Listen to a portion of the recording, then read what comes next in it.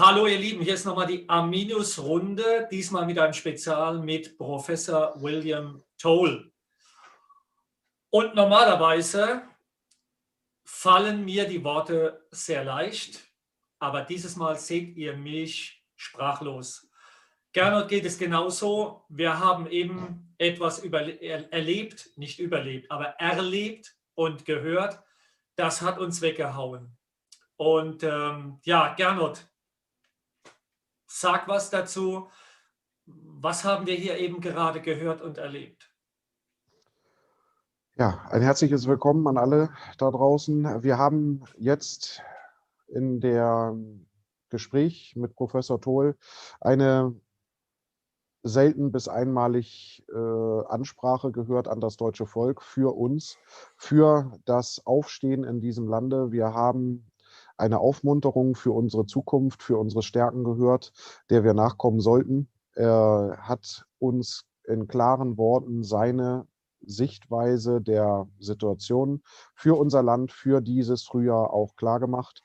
Und wir hoffen, dass ihr das, was wir hier gerade erlebt haben, nachfühlen könnt und auch verinnerlicht, damit wir unser Land so ausgestalten können, wie wir es jetzt auch immer wieder gesagt haben, gemeinsam die Zukunft aufbauen auf dem Fundament, auf unseren Traditionen, auf unseren Werten, auf dem alten Fundament Deutschlands mit unseren Stärken für dieses Land, für dieses Volk und wünschen euch jetzt bei der Betrachtung dessen, was wir gerade schon erlebt haben, viel Spaß, viel Freude und hoffen, dass die Worte genauso ankommen, wie sie bei uns angekommen sind.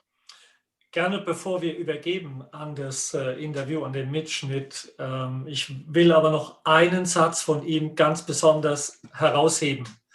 Es war dieser Satz, den er dann so gegen Schluss nochmal gesagt hat: Hört auf, zweitklassige Amerikaner zu sein, ihr seid erstklassige Deutsche.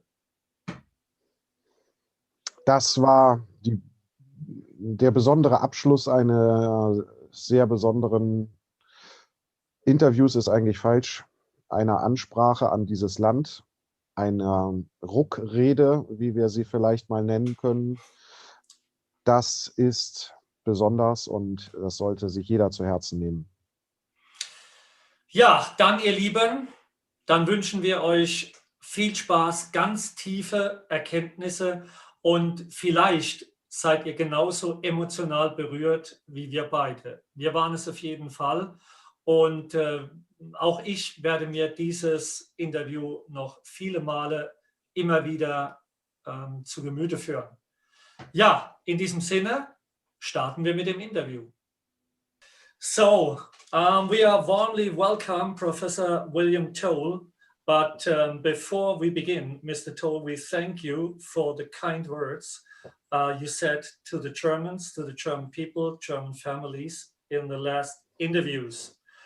You have touched our hearts, and we both personally, we had goosebumps. We listened carefully also to your message to us, and everyone can listen on your blog, so we will provide the link after that interview. What we understood is that this is one of the reasons why we joined together, Gernot and me, is the fight for truth and peace. And therefore I have one question, or the first question. It comes from people around us. You said in an interview that the Germans should take their destiny in their own hands. But some of the viewers asked the question, aren't the Americans or the American government responsible to end our occupation and give us a smooth start into the future? No, sir, the American government is not responsible to end the occupation. You are an occupied country, and the Americans, and I wear an American flag because I'm an American patriot. I fought for America, but my love is for German families and for Germans. No, the Americans are not responsible to work against their own best interest to give you freedom. You are responsible to take that freedom. It is your nation, your country, your families, and you will have to take courage and take that freedom back. We understand that definitely, but we are a country, we are occupied, we are divided, we have a terrible history. Most of the history is a lie, we know that. But the people here in Germany, they can't imagine how this will happen. Can you give us the direction? I can only tell you what is powerfully in my heart, and that is history, as you've heard me say before, moves in cycles, 70 to 75 years.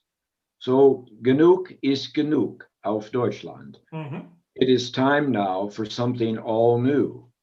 And so your circumstances, die Umstanden, will change somewhat dramatically, relative to the last 75 years, dramatically, over the next few months.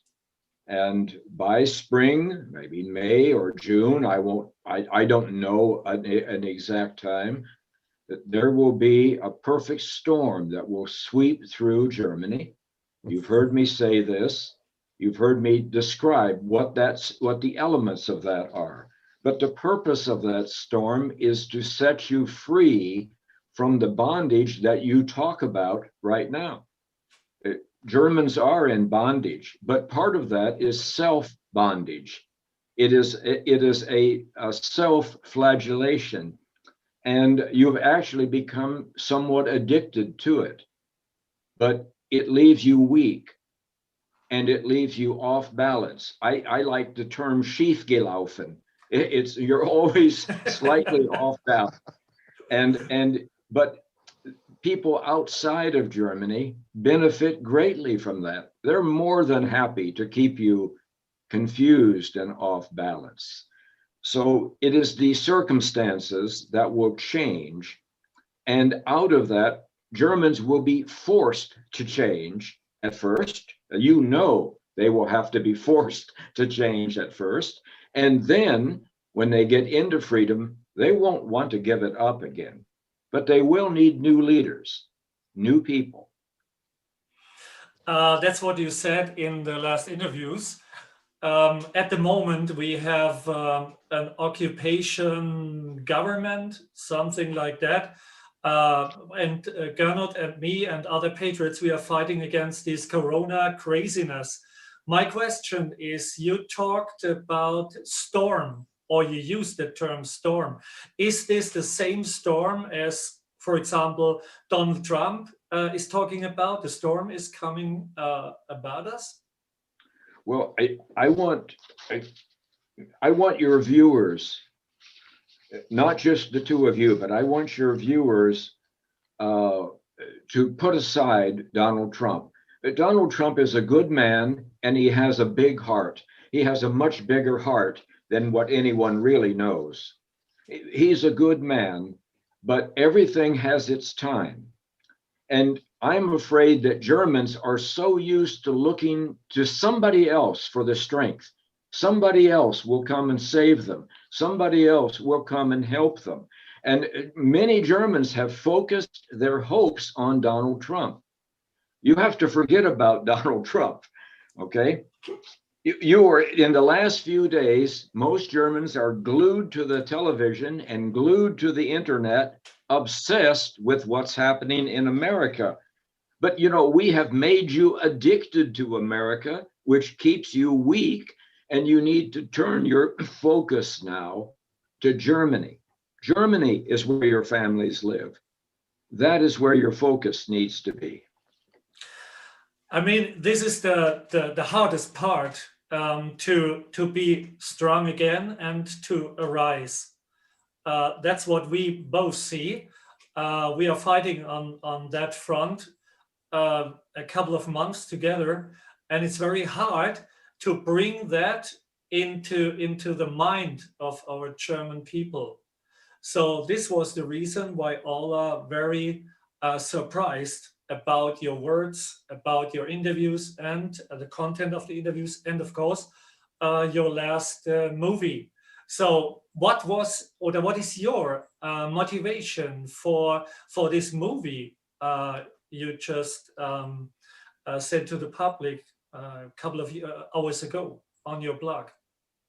Yes, that's the one concerning the Streben for Wahrheit Right. und Streben nach Freiheit. Right. Yes, I put that up last night. Any words that I speak are coming directly out of my heart. That's where they're coming from. They're not coming from my head. My head would tell me, be cautious. My head would tell me, you're 75 years old, you need to play golf and enjoy yourself. That's what my head would tell me. But my heart tells me that I must speak. I have no choice but to speak. And the words that are deeply in my heart have to do with freedom for Germany, have to do with bringing truth to Germany and getting Germans back to being who they are when they are natural. If Germans were natural, the last thing they would do is to elect the government you have now. You know that. But you're not alone in this. There are millions of Germans who feel the same way that the two of you, but they're fearful. They're fearful of being labeled as conspiracy theorists or right-wing extremists or neo-Nazis or deniers of corona deniers or Holocaust deniers, whatever. They have a whole group of tricks. There must be a dozen of those tricks. And they use them to silence Germans and keep them in fear. You both know that. You have experienced it. Yeah. I have experienced it. Yeah, okay? that's right. That's right. Okay. So there is an answer to that. The answer at the core, and first it has to come from me. And that is Germans have to learn how to like themselves again, how to love themselves again as Germans and other Germans, because no unity is possible if you don't like the people around you and yourself. And today you don't. You have lived under a whole regime of being told, sir, when you're through with your questions, I wrote something in my own hand last night. Yeah. Last night. And I would like to try to read it to you in your language, which is the language I love. Okay. Mm-hmm. And I'm going to make mistakes. So no please, problem. Try not to laugh, and I hope your viewers won't laugh. No. Nobody will laugh. Nobody will laugh. No. When you're through with your questions, I would like to read you 3 minutes of what I wrote with my own hand last night, when you're through. Okay? Yeah, of course. So, Gernot, do you have any questions? Just a question to you, that it would be great if you could explain a little bit more to our viewers how you explain this storm and the results for our movement. We try to start here because it is everything okay and everything absolute right what you told us right within the last minutes, and we need some more explanations, please, for the movement, for the people outside, because it is the unity for the future, for the developments we need to go, is the problem. And I would like to hear some words from you, please, to that. Yes, that's a legitimate question, because as Germans, when you are natural, you are going to demand to know what's behind things. Was steckt dahinter will come to the first of your mind all the time. Was ist wirklich wahr will come into your mind all the time. Wie ist eigentlich gewesen ist will come into your mind every time you hear someone make a comment. And then from now on, the two of you need to start asking respectfully good, tough questions and demanding answers. Today, the answers you're getting are what in American we call softball answers. They don't answer anything. They're little tapes, political tapes. That's all they are. But Germans today are so fearful that you accept that as the real answer. You can't accept that as the answer because your heart tells you and your mind tells you this is not a correct answer. This doesn't resonate with me. Number one, I'm going to answer Frank's question, Gerno, and then you. And that is, he asked me, what's my motivation? Well, every German needs to know the answer to that. How can you come into freedom when you have no idea the motivation of the person who's talking to you? Okay. My motivation is not something that I have chosen. It's not that I wouldn't have chosen it, but I didn't choose it. It chose me. Before I was even born, this was as powerful in me as it is this very day. Okay. And why would anyone choose to love someone who doesn't want to be loved? And that's the German people. This is an impossible task. Think about how hard it is to talk to 82 million people who for 75 years have been living in a world that, well, it's not a real world. Okay. No.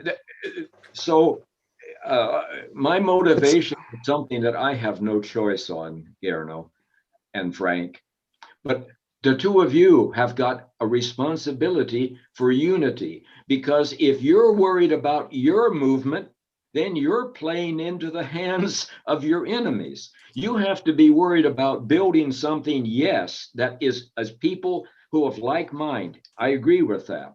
But at the same time, your minds have always got to be on German families all over Germany, all over the nation. What are their concerns? What are their worries? How can we make this within the German borders to true German people a place that is secure, where mothers and fathers can tuck their babies in under the covers at night, their children, and know that they are safe, that they can send them off to school and not learn all kinds of crazy social things and be marched off to Holocaust camps over and over again. Okay, that's not healthy for a kindergarten child. That's not healthy for them. Nobody's denying the Holocaust. That's not true whatsoever. So what I want you to do is to focus always, yes, build your movement, and I will help you build your movement. I hope this video has 300,000 people viewing it, okay? But at the same time, keep the bigger picture in mind. You've got 16 Länder out there, and they all are confused. Every family goes to bed now, and they watch what's on TV, and it makes them more fearful, more confused, okay? Yep. You have to be there, not me. I'm 75. I will be long in the grave when you two are building a new Germany. I'm only a voice for today, and that's all. Though now you know my motivation. If I could choose something else, everyone who knows me would say, choose something else. This is a lost cause, but it's not a lost cause. It's not a lost cause at all. Okay. Okay. And Gernot's question? Okay, Gerno's question is a very, very good one. We're going to have inflation in Germany, and you know that Germany alone is fearful of inflation. Maybe by spring it'll be 4%, maybe it'll be 4.2%. In most countries, nobody would care about that. But Germans save money. They save 23% of all that they earn. Germany is a nation of people who are coming into their pension age at this point in time. When you have 4% inflation and rising, and you have a chancellor and a finance minister who is borrowing, and putting a huge amount of debt on the future of German people without even asking Germans. Not even asking them in the Länder in the Länder parliament, not asking them in the normal parliament. Germans have no input into this borrowing that is going on. And it's not the borrowing you see in the newspaper that Schultz tells you about. It's contingent liabilities. It's promises that are made part of treaties. It's all kinds of spending of German income now and in the future that is a massive burden upon you. Inflation must come out of this. And when it's at 4%, it will be rising, and Germans will now have a new fear on top of the COVID fear, which won't go away. And you know it won't go away because it's part of a bigger political issue. All right. So, and then you've also got immigration that now nobody knows about. Oh, well, the United Nations. Oh, there's been a fire in the camp. Oh, there is cold weather over here. And so immigration is continuing to come in without German families being aware of it. That becomes a growing population. It's not that immigrants are bad. You know that.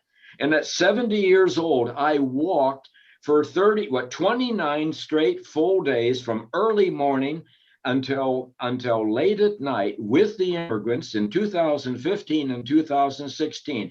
90% of these people look to me to be people who are fine. They were escaping from something. But 10% of these people would worry sheep, okay? 10% of these people were troublesome. Somebody wanted to get rid of them and put them in the immigrant flow. Well, guess where they are today, Gerno? They're in Germany, okay? Yeah, of course. And, and these are problems we couldn't talk about since 2 years, 3 years. It's a no-go to talk about that. And actually, right now, it's impossible to speak about these terms. And many thanks for your supporting words of that. What we told and wrote over the last months here in Germany with it, what you explained now. Many thanks. I walked with them. Gerno, I walked with them. How many government officials were walking with me in those days? You could see your breath. I didn't see a single one. How many? Okay. I'm talking to police commissioners. I'm talking to policemen. Okay. I'm asking them to do their job when I see things. During that, in October and November of 2015, they said, Professor, we can't do our job. We are told to stand down. I talked to a police commissioner in the East who told me he would be fired if forms were filled out showing immigrants were committing crimes. He said he would be fired if they filled out forms showing that immigrants. And I said, then who are you going to put on the forms?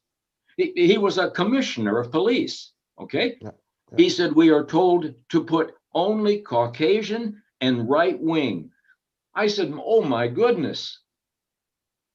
How do the German people know? How do they have balance? How do they have truth when you're going to be fired if you don't lie to them?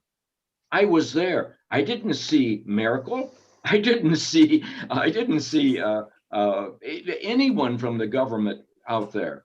They had no idea what they were talking about, Gerno. All right. That's it. Yeah, I would say very heavy words, especially for us here in Germany. But Gernot and me, we feel that the wind of change has now arrived here. And Gernot, do you have another question? After these words, no, really not. Many thanks, sir. And yeah, it is a pleasure for us that you speak so direct to our viewers, and we will now hear your words. Maybe you prepared for us. In my little video that you referred to, I said it was an honor if even one German listens to me. Right. So it may be a pleasure for you, but it's an honor for me. Okay. So now, when something comes to me, I have to write it down. but it is my responsibility to take the risk to begin speaking in German, even though for a while I will sound like a third grader. What has kept me from speaking in German is only fear. Okay. I have made an entire living off of looking good by being a professor and speaking English in a way that people say, oh, he must be a professor, he must be from Oxford.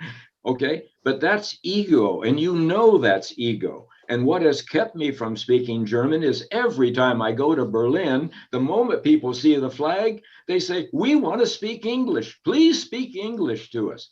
Well, I do it out of fear because I don't want to look like a third grader. So now, if you give me permission, I will look like a third grader. Of course, we appreciate that. Okay. And by the end of this year, I want to get to the point where I can speak to you in German, which is the most beautiful language in the world, the most complete and full language for expressing ideas and emotions and feelings. So here we go. All right. And I think the reason that I wrote this is because my wife found that picture of me at the Arminius memorial, and it brought back feelings, and so that's what I'm reading to you. All right.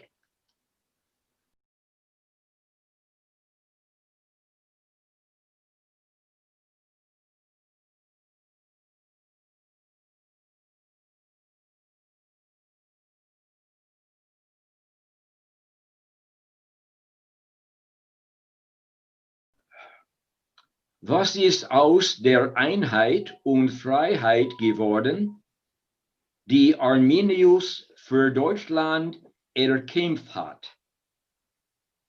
Dass die Deutschen die Kraft genießen könnten, ganz sie selbst zu sein.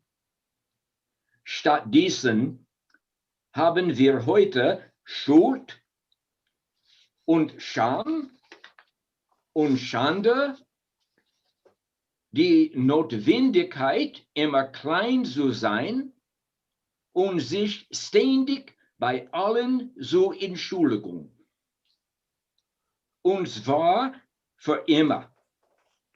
Es gibt kein Entkommen, kein Begnadigung und kein Vergebung. Das bildet eine Matrix der Verwirrung. Die Deutsche kann nicht raus und die Sonne kann nicht rein. Dir würde gesagt, du hast dir das selbst angetan. Du hast nur dich selbst zu beschuldigen. Du allein bist schuldig. Du hast es verdient. In der Tat hattest du die Strafe verdient. Dies würde dich ständig wiederholt und du wiederholst es immer wieder,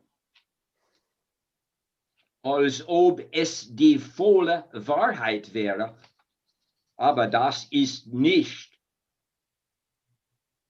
Wird die Geschichte in 50 Jahren dies nicht als extrem einseitig beurteilen.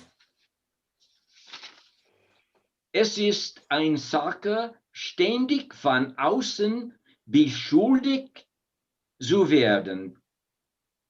Natürlich.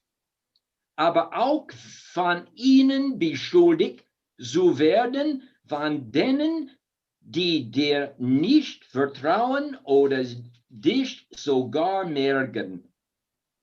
Das ist falsch. Ich werde dich führen als einer, der dich liebt, so wie du bist, wo du bist. Ich werde jede sinnvolle Frage, die ich beantworten kann, objektiv und prompt beantworten. Und ich werde mit jedem zusammenarbeiten, dem das Wohl der deutschen Familien am Herzen liegt. Ich habe die Einladung zu diesem Interview angenommen, weil ich in der Arminius Gedenkstätte bewegt war. Ein Teil von mir war dort. That's what I wrote, gentlemen.